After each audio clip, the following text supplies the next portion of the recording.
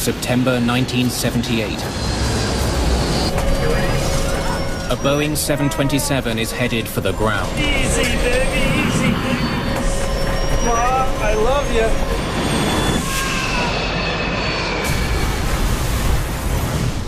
San Diego becomes the site of the worst aviation disaster in U.S. history. My hair stood up on the back of my head when I learned that this crash had occurred. Oh my word, the accident scene was horrendous. How am I going to put this puzzle together? It was a real big concern of mine. Evidence leads investigators to a remarkable conclusion. Oh yeah, before we turned downwind, I saw about one. A horrendous accident may have been caused Oh yeah, before we turned downwind, I saw him about 1 o'clock. by a single misheard syllable.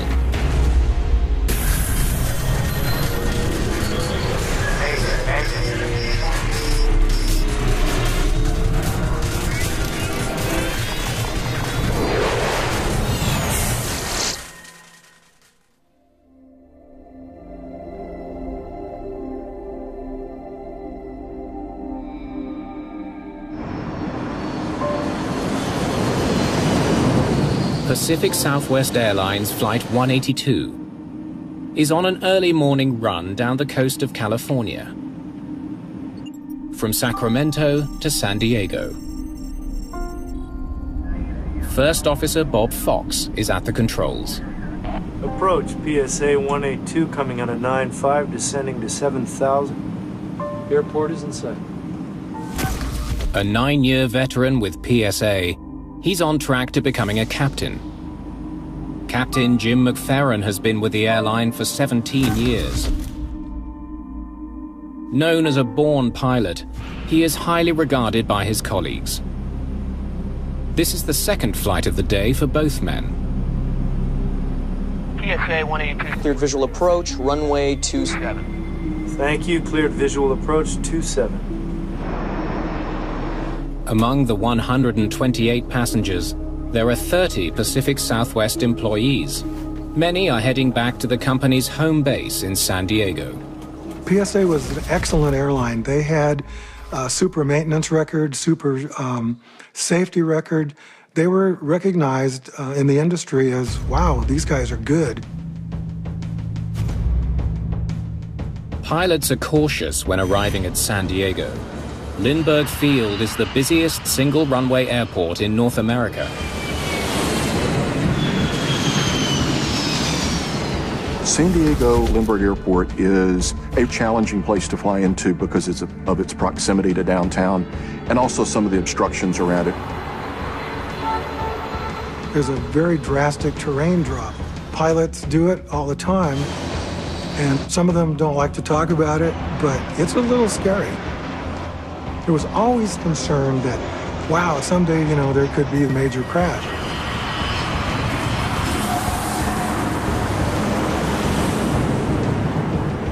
Several other airports nearby are abuzz with commercial, military, and private planes. The airspace around San Diego International is quite busy because of the 600 flights a day in and out.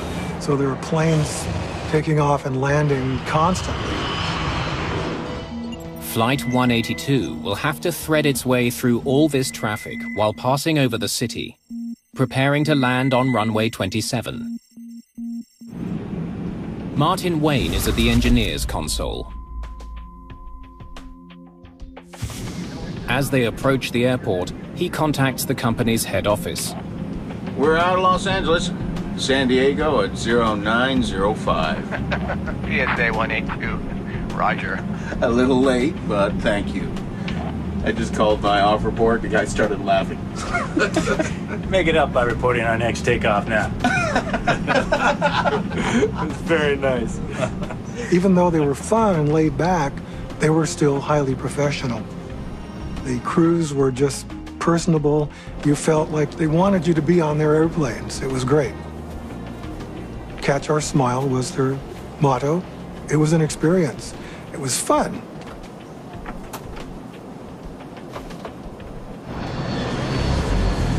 Flight 182's approach to Lindbergh Field is being handled by an approach controller. at a facility 15 kilometers north of the airport. The approach control facility is quite busy, and that's stressful because you're handling so many different airplanes in the same airspace. When the controller spots a Cessna flying ahead of Flight 182, he makes sure that they can see it. PSA 182, traffic's at 12 o'clock. 3 miles out, 1,700. Got it. Traffic in sight. They were issued traffic. They acknowledged sight of the traffic. Okay, sir. Maintain visual separation. Contact Lindbergh Tower. 133.3. Have a nice day. Okay. Visual separation means that the pilot has another aircraft in sight and acknowledges it. Got it. Once the visual approach is accepted by the pilot, he's then responsible for maintaining separation from that traffic. Somewhat like two boats passing, it's the responsibility of the overtaking boat to maintain separation visually. As it approaches the airport, Flight 182 banks left, so that it's flying parallel to the runway, ready to turn and land when given permission. I would characterize this as wonderfully routine. There wasn't anything out of the ordinary with this flight. With the plane now less than 8 kilometers from the runway, a controller in the airport's tower takes over to guide the flight in for landing. Lindbergh, PSA 182, downwind. 182, roger. Within the airport traffic area, which is that 5-mile radius, the airplanes coming into the airport to land and take off are controlled by that controller. The tower controller is juggling several planes in addition to the PSA 727. PSA 182, traffic 12 o'clock, 1 mile, a Cessna. Because if there's only one runway at Lindbergh, it requires some air traffic control spacing because of the difference in the speeds of the aircraft. PSA 182, cleared to land. 182 is cleared to land. The jets have quite a significantly faster approach speed than the Cessna, so you have to give them more spacing. It's now 9 a.m. Many passengers on Flight 182 are planning to put in a full day's work in San Diego.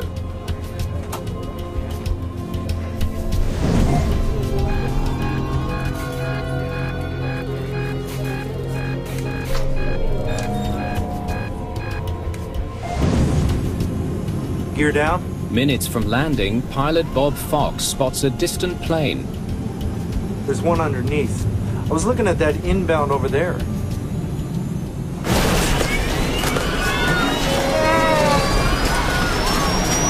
Easy, baby, easy, baby. A professional photographer happens to spot Flight 182 in flames. Hey, what do we got here? It's bad. We're hit, man. We're hit. Doc. We're going down. This is PSA. Okay. We'll call the equipment for you.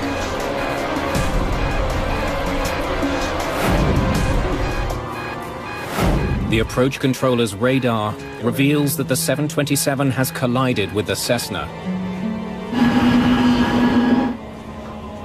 Jesus Christ. It's an aluminum shower. To have two aircraft under your control collide is the worst nightmare, I think, for any controller. I don't think anything else could be that bad. This is it, baby. Break the jump. Mom, I love you.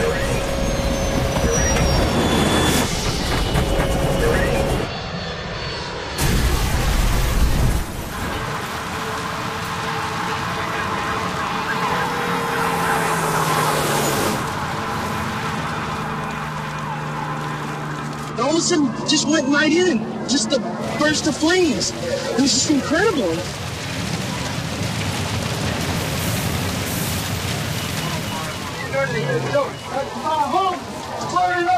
Can't do anything about it. Come on. And my hair stood up on the back of my head when I learned that this crash had occurred. This huge mushroom cloud of smoke and fire was seen by thousands of people. Two planes have collided and fallen from the sky over San Diego. The city is in shock. But the full scope of the tragedy is only beginning to emerge.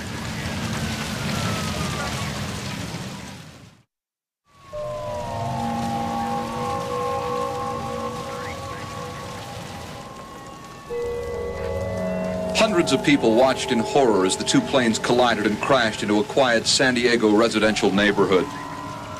This is the biggest disaster that's ever happened in San Diego County. One witness reported seeing falling bodies hit a car. 2 bodies were bounced out of the PSA. One hit through the windshield, killed the mother. The other one hit on the side and killed her 4-month-old baby. Police officers covered up the bodies, and that's about all they could do. It's feared that everyone on board the two planes is dead. The PSA plane landed at Dwight and Nile Streets. A Cessna landed about 6 blocks away in front of a house near 32nd and Polk.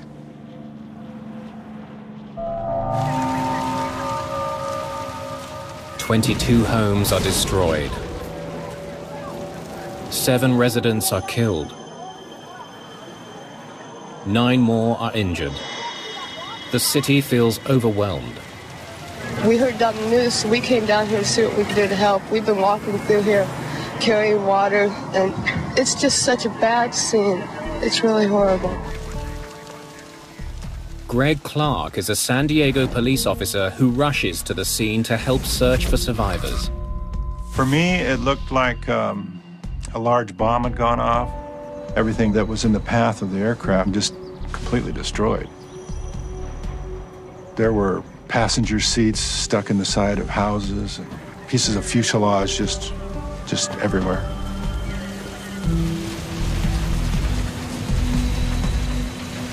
I found nobody that was in one piece. 2 hours after the crash, NTSB investigator Wally Funk arrives from Los Angeles. Since I was the lead investigator for that particular day, I got the call from the FAA duty officer, and he informed me that there had been a mid-air collision in San Diego. Oh my word, the accident scene was horrendous. First, the San Diego Police Department escorted me in and introduced me to the fire marshal, because they have control of the entire wreckage. Any survivors yet? That was just chilling, that you suddenly realize there are no survivors. The medical personnel were frustrated because everybody came to the realization that there was nothing that they could do. 144 people are dead, including the 7 on the ground. It's the biggest airline disaster in American history. It was entirely something that I had not expected. There was so many bits and parts and pieces around not only the aircraft, but the homes. I just started by photographing and writing notes. A real big concern of mine was, how am I going to put this puzzle together?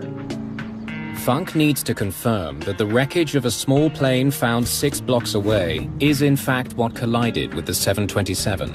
There's no doubt about it. We had paint transfers. We had pieces and parts from the 2 different aircraft. Yes, this was an absolute mid-air collision. There's no doubt about it. But there's a much larger question looming. How could such an accident happen?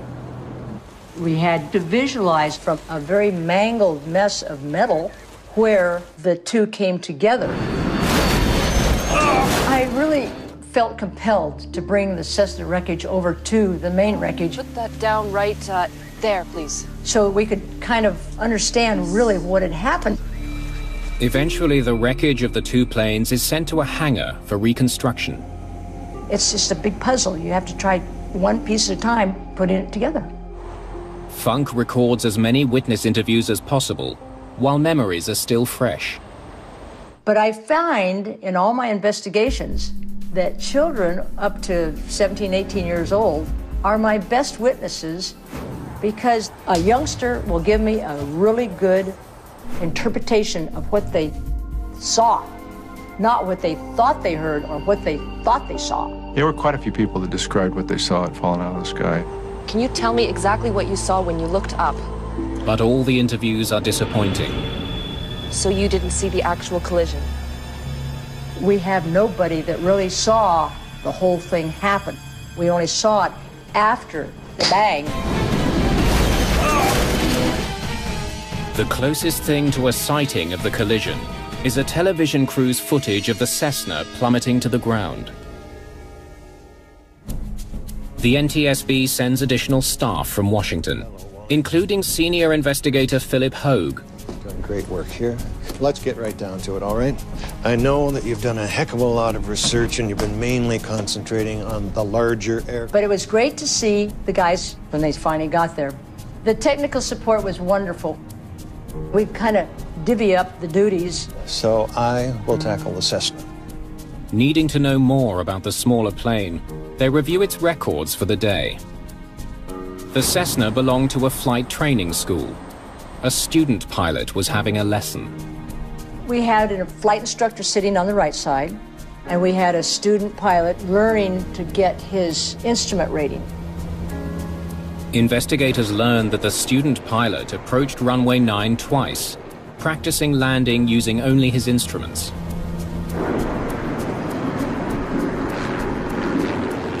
Instrument pilots need more the practice of approaching the runways as opposed to the landings. Local media jumped to a conclusion. There were a lot of people who thought that the crash had to be the fault of that Cessna because it had a student pilot.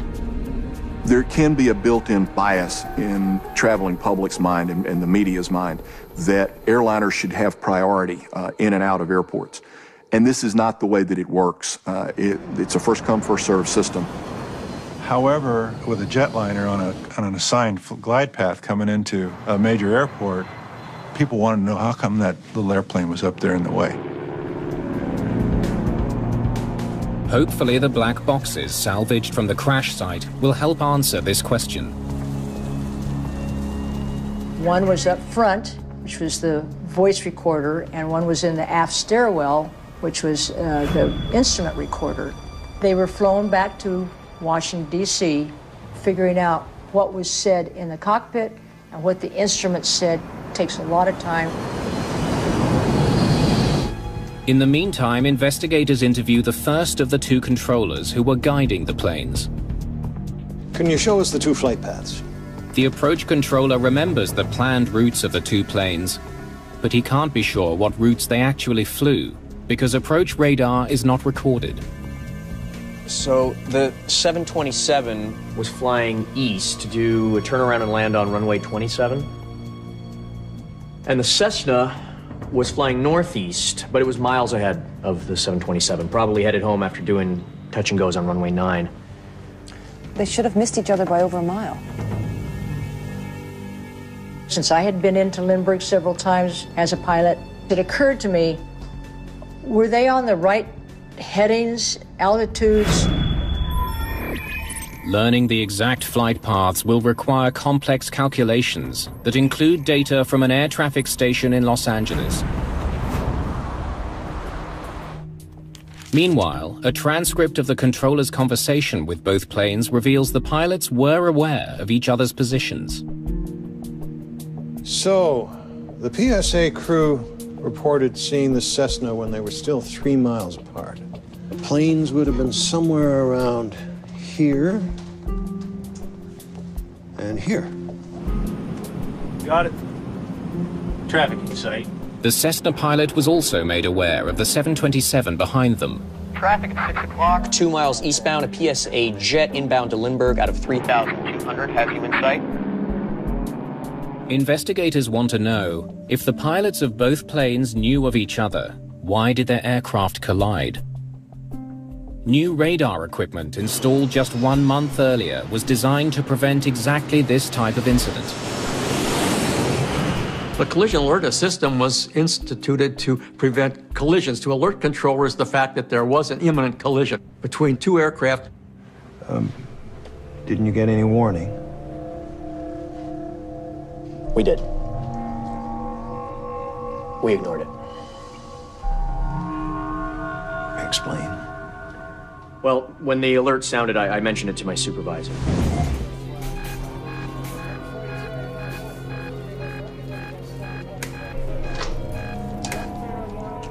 It's alarm again. I talked to both planes. PSA 182 has confirmed a visual sighting of the Cessna.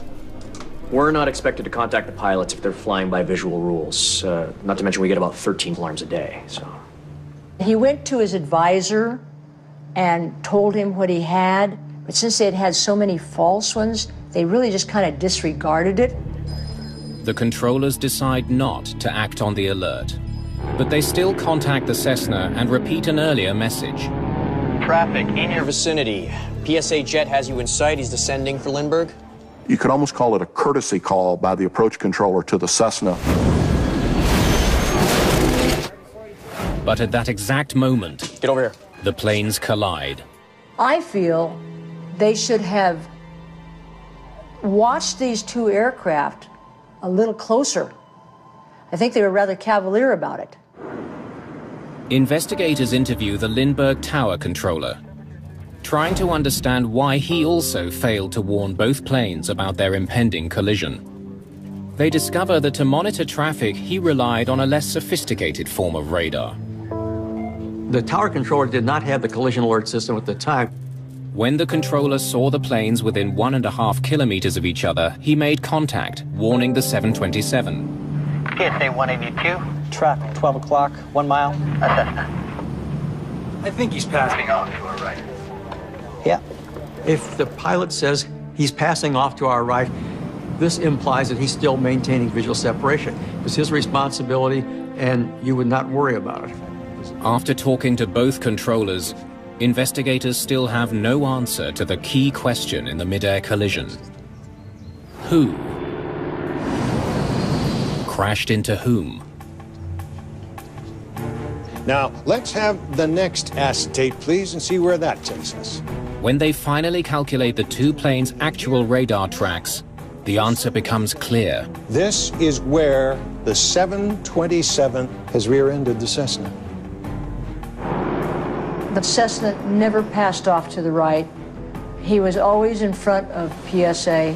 The 91-ton aircraft, flying at almost 300 kilometers per hour, simply tore apart the much slower and lighter Cessna. We have plotted down here, this is the third position. The radar track reveals another important detail. Just before the impact, the Cessna turned right into the 727's path. Why the change in heading? The trajectories of the two airplanes are such that had the Cessna not drifted, the airplanes would not have collided. Close examination of the Cessna's training flight log reveals one possible reason for the change in direction. He was wearing a training hood. The Cessna pilot wore a training hood. It's a device worn during instrument flight training. A pilot undergoing training for an instrument rating must learn to fly with exclusive reference to the instruments. So on good weather days, there has to be some means to block the natural horizon, the outside. And it was a black hood that came out about this far from his face so that he couldn't see outside. Funk wonders if the hood could have caused him to go off course at the worst possible time. The Cessna was told to stay on a 70-degree heading.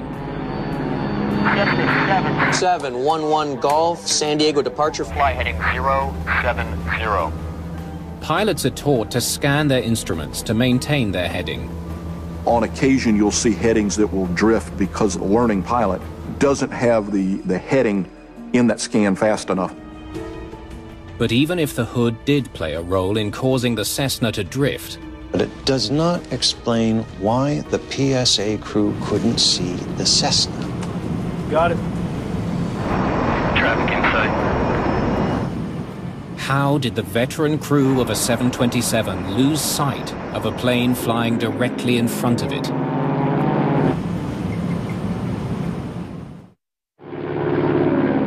Investigators now realize they may never find out why the pilot of a Cessna changed its heading, putting it on the same flight path as a 727. Why the Cessna pilot did not stay on his assigned heading, I can't answer that question. But it's important to know that that drift of that heading wasn't so severe that the air traffic controller called him and said, "What's your heading?" So clearly they did turn according to the radar, but the significance of it is a bit more questionable.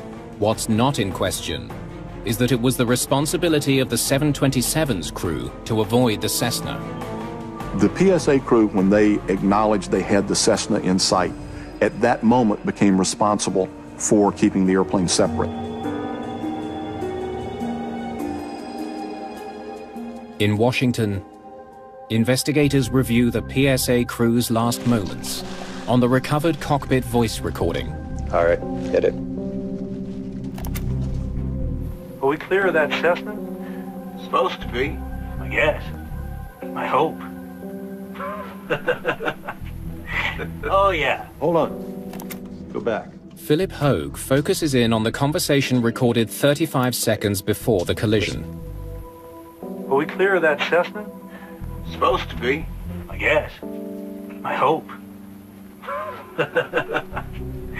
Oh, yeah. Before we turned downwind, I saw him about 1 o'clock.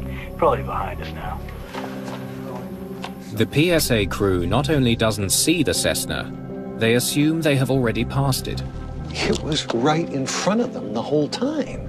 The 727, when it's flying in level flight, is a slightly nose-up condition. So that the pilots, as they look out, they're looking over the nose of the airplane. Was the nose of the aircraft high and they didn't see the Cessna? They may not have realized the Cessna was as close as it was. The NTSB conducts a study to determine how long the PSA crew could see the Cessna through their windscreen. Welcome aboard. Now, use the reference points to adjust your seat. They start by adjusting the pilot's seats for optimal viewing, using a device called the Design Eye Reference Point. The manufacturers designed a very simple but very effective system where you line up little balls in the center post of the windscreen that puts your eye in the same position every time. Now, if you would, please take a measurement from my eye line to the white ball in the middle.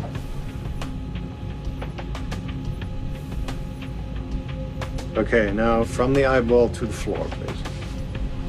Once the pilot's viewing positions have been determined, the photographer uses a special camera to take panoramic images of each pilot's view. Okay, let's have a look at what the pilots can see. Would you put up the view? He starts with the captain's view. Radar tracks provide the Cessna's heading, pitch, and bank angle. They plot this data on top of the photographs in 10-second intervals. Let's see what the co-pilot can see, please. What they find is surprising. A longer than expected time period in which the PSA crew could see the Cessna. 170 seconds of clear view. The pilots could have seen the Cessna in plain view. How can you miss a plane that is staring you in the face? Yeah, it's something falling. She didn't say what, but okay. All right, I'll take that, Sue Pritchard. Investigators wonder if witness reports can shed some light on the mystery. They discover that there may have been something in the air that misled the pilots. We had collected 220 witness reports, but 16 of those witness reports revealed that they thought they saw other aircraft in the area.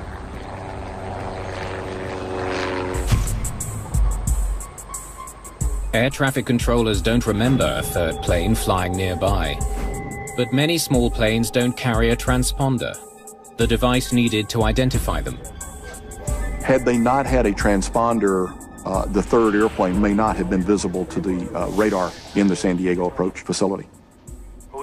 Investigators study the cockpit recordings more closely, searching for clues about a third plane.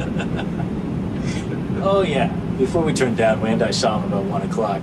Probably behind us now. 35 seconds before the crash, the crew assumed the Cessna was safely out of the way. But the captain's 1 o'clock reference seems odd. The flight paths of the two planes show that the Cessna was never in that position. Cessna was at their 11 o'clock. So, what plane were they looking at? The fact that it was at 1 o'clock instead of 11 o'clock indicates that there's a possibility that he saw another aircraft. It may have been quite some distance away, but he saw another aircraft.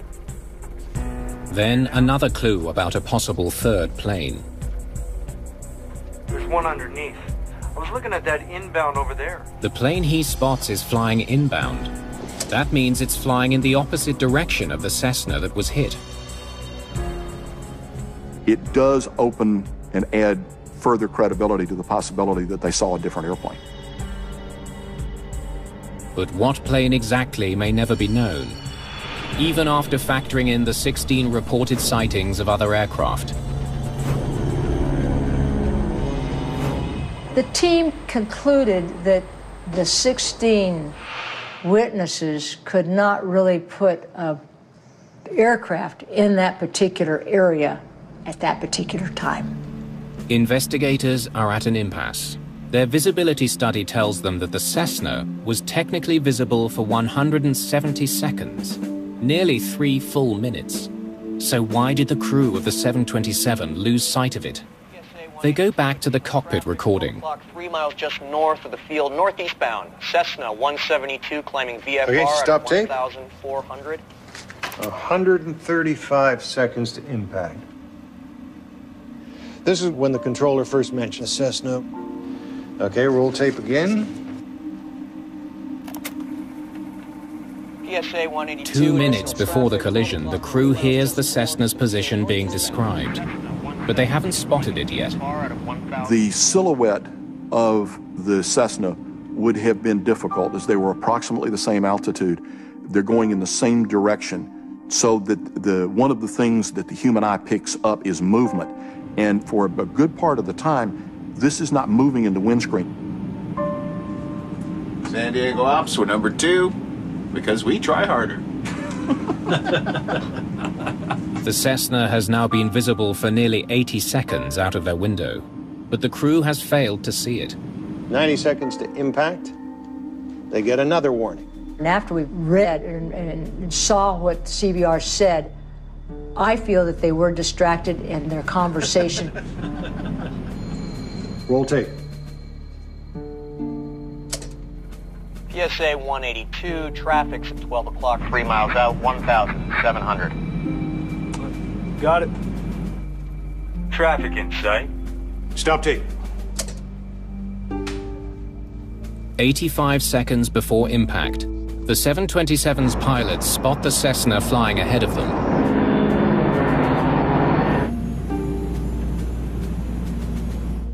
The crew is then instructed to use visual flight rules and contact the Lindbergh Tower. Okay, sir. Maintain visual separation, contact Lindbergh Tower 133.3. Have a nice day. Okay.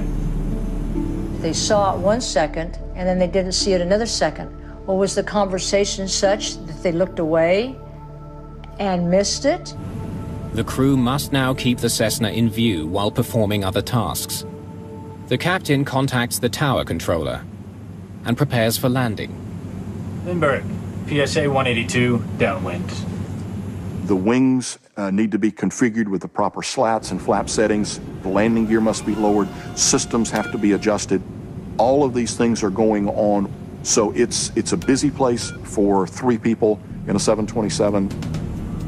At this critical moment, no one is keeping an eye on the Cessna. PSA 182, traffic 12 o'clock, 1 mile, Cessna. Is that the one we're looking at? Yeah, but I don't see him now.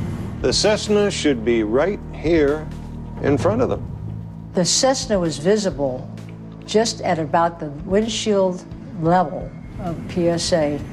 And it's really incredible. Somehow they lost sight of it.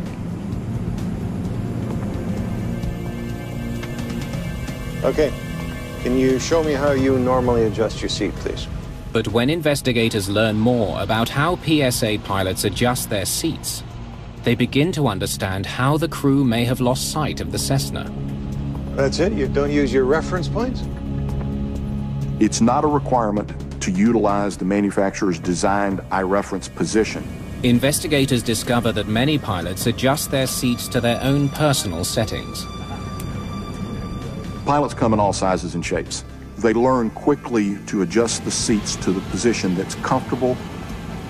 Some pilots want to sit lower so they can see their instruments better. From this new seat position, the Cessna's location on the windshield is recalculated. The results show an important difference between the two seat settings. With the new setting, the crew would have had the Cessna in view for only 5 to 10 seconds. Not a few minutes. 5 seconds. That's all.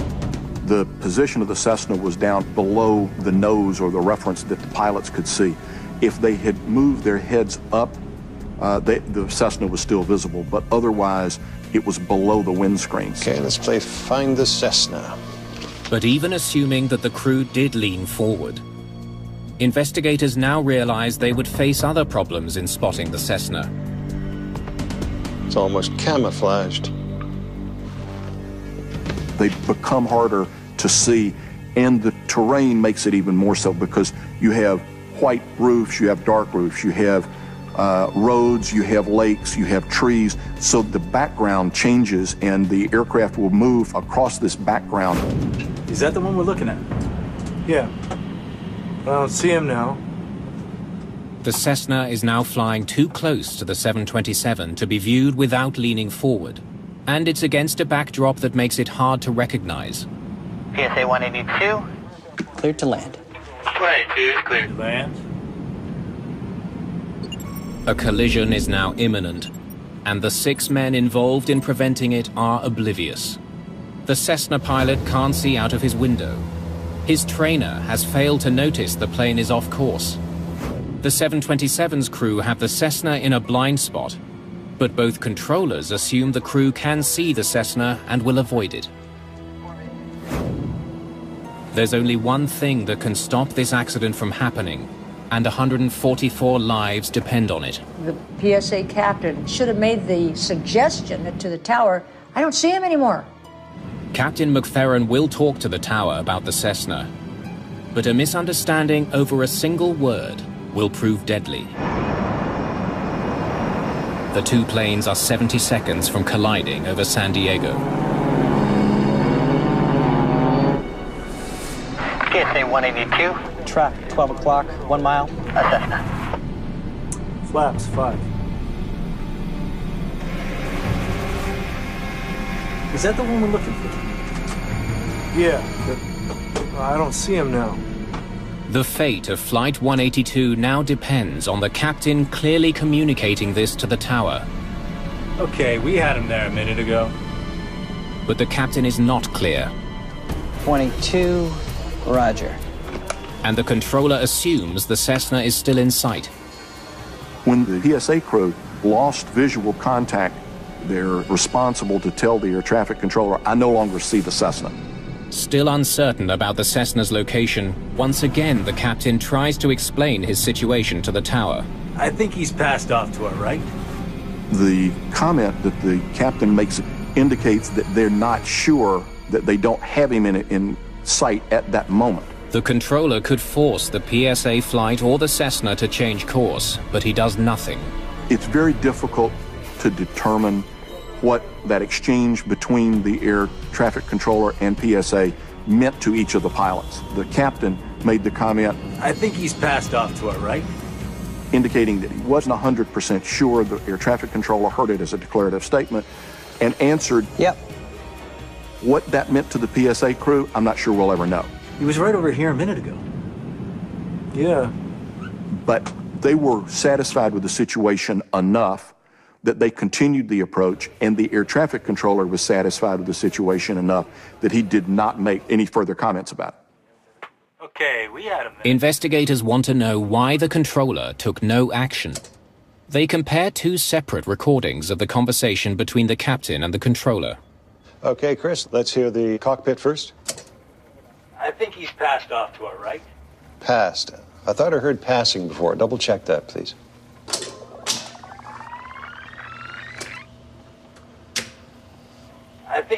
passed off to our right. He's still saying pass. Let's compare it with the tower, because I think I heard passing. They make a startling discovery. He's passing off to our right. Passing. I was right. It does sound like passing. Due to radio static, the controller heard the word passing, not passed. The difference may have sealed the fate of Flight 182. Passing? Big difference. The recordings reveal that while the pilot of PSA 182 said one thing, the Lindbergh Tower controller heard something else. I think he's passing off to our right. Yeah. Now investigators understand why the controller took no action. If he had heard the words, "He's passed off to our right," he would have seen from his radar that the pilot was mistaken and that the 727 had not actually passed the Cessna. The air traffic controller heard it as he's passing off to our right. That indicated that they still had visual contact with him.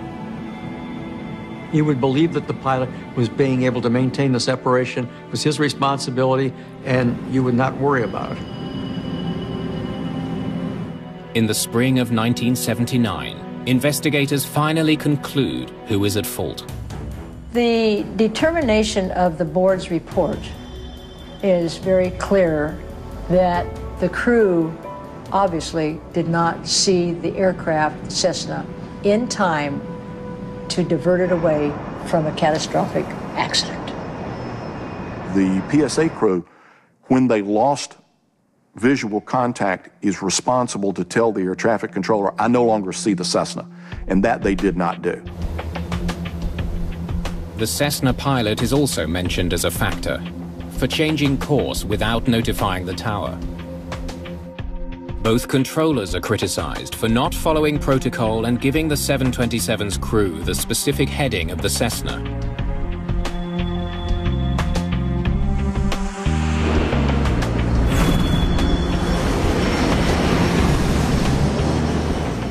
Thinking back to that day, there's just a tremendous sadness that comes to mind. You know that accidents happen, but you think this was an accident that could have been prevented, but it wasn't.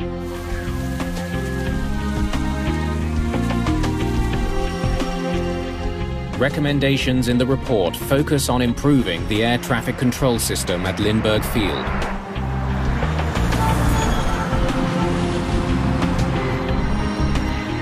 They changed procedures after this. They put in a terminal control area, and there was a great deal of restriction on what kind of traffic could go through and at what altitudes. So a great many different restrictions to make it a safer operation were put into place at Lindbergh after this accident. We're out of Los Angeles, San Diego at 0905. PSA 182. Roger. I just called my off report. The guy started laughing.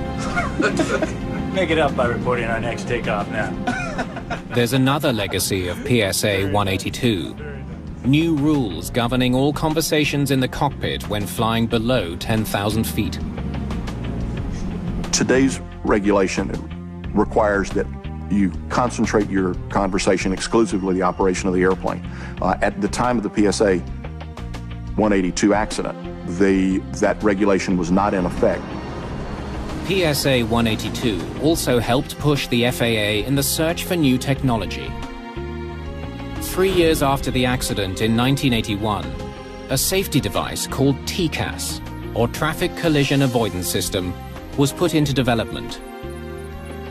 Now installed in all passenger aircraft, the system warns pilots when another plane comes too close. TCAS was a God bless. We now can put it on our transponders and we can see or hear or what's going on or be told what's going on with aircraft around us. We have come in big leaps to make aviation safer for people to fly and feel comfortable that their airplane is going to get where they want to go.